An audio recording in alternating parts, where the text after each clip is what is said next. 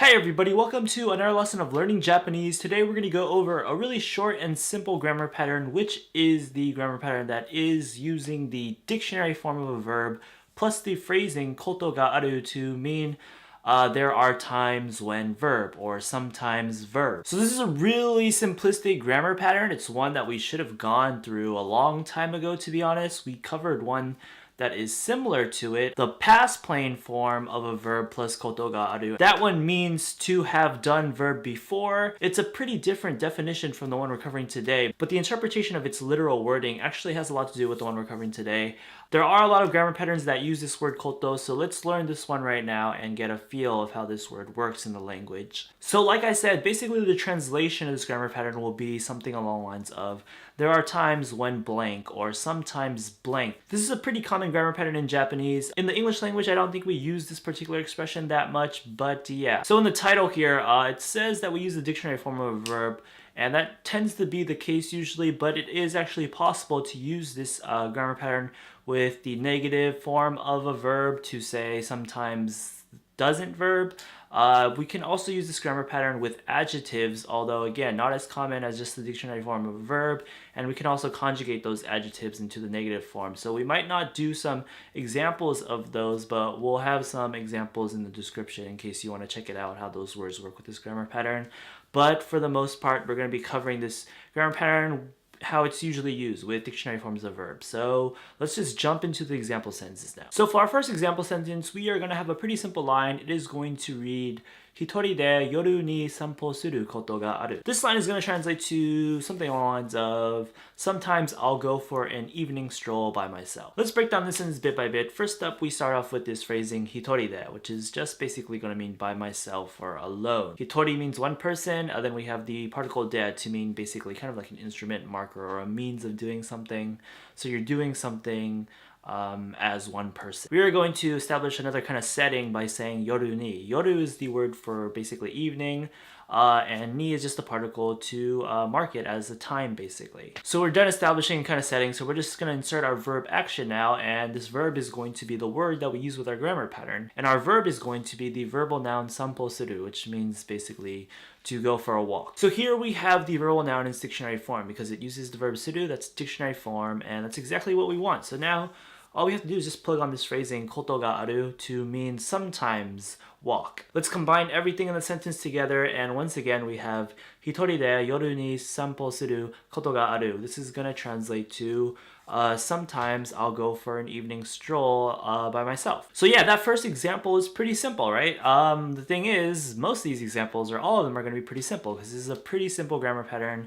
We're just plugging on a phrasing onto the dictionary form of a verb to mean a pretty straightforward definition of sometimes this will happen. Let's go through a somewhat more complicated sentence now. So for our next line, we have流暢に英語が話せるが、簡単な言葉の意味を忘れることがある. So this line right here is going to translate to basically something along the lines of, I can speak fluent English, but there are times when I forget the definitions of pretty simple words or something like that. So let's break down the sentence bit by bit. First up, we start off with this kind of adverb phrasing,流暢に. This is basically just going to mean fluently. Next up, we have the word eigo, which is going to be the noun that means the English language.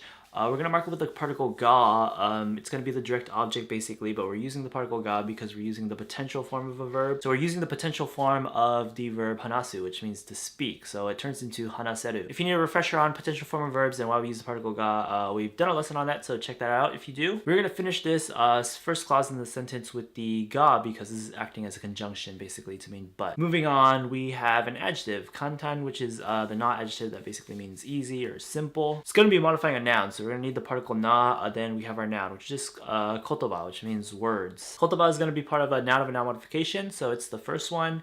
The second one is the word imi, which means meaning or definition. So kotoba no imi is going to be basically definition of word. This noun here is going to be our direct object. So we mark it with the particle o, then we have our verb action. The verb is going to be the word that we use with our grammar pattern. It is going to be the verb wasureru, which means to forget. Wasureru is the dictionary form of it. So That's exactly what we need. So all we have to do now is just plug on koto ga aru. That will translate to sometimes forget. Now let's just bring everything in the sentence together, and once again, how does it read?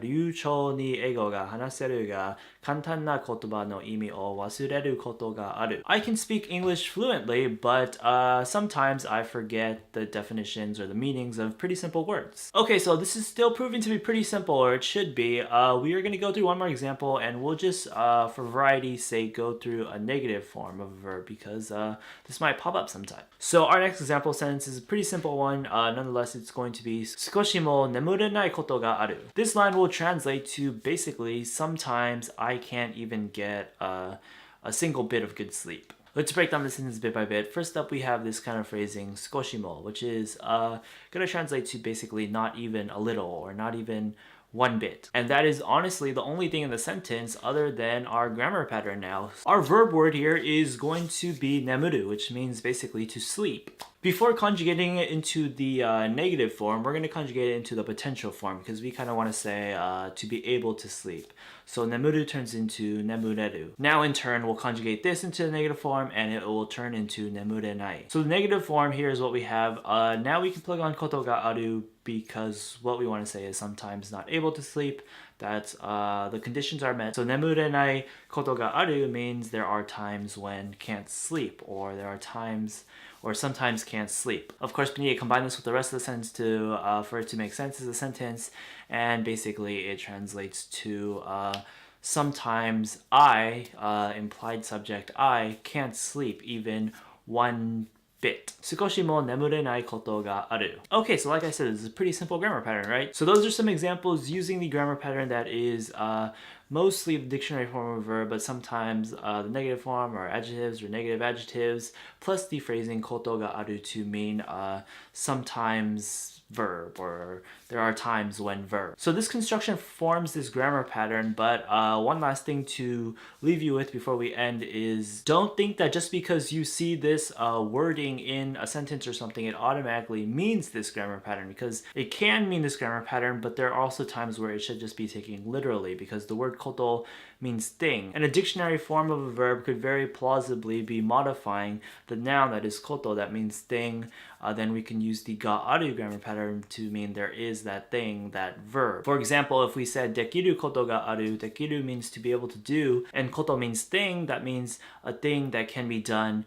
There is a thing that can be done. That's the literal interpretation, and that's not this grammar pattern being used. So be careful with that. The word koto in Japanese is simultaneously pretty simple and complex, because at times it can just straightforwardly mean a thing, or it can have this pretty abstract essence to it, which is pretty much why it's a part of so many grammar patterns. So hopefully we'll cover more grammar patterns that have the phrasing of koto and its construction, and we can get a better feel of how it works and appears in the Japanese language. Okay, so that's going to wrap it up for this video. I hope you learned something, and I hope you enjoyed your time doing so. If you'd like to express that, you can like the video, leave a comment below, or subscribe if you haven't already. If you'd like to support more of these video lessons, or support more of these video lessons being created more often, or support more types of videos, please do consider checking out our Patreon page and consider becoming a patron there. Also included on the screen right now are, of course, a bunch of links on where to find and follow us elsewhere online, including our official website. And lastly, check out our Discord server. We've got a community of hundreds of people learning Japanese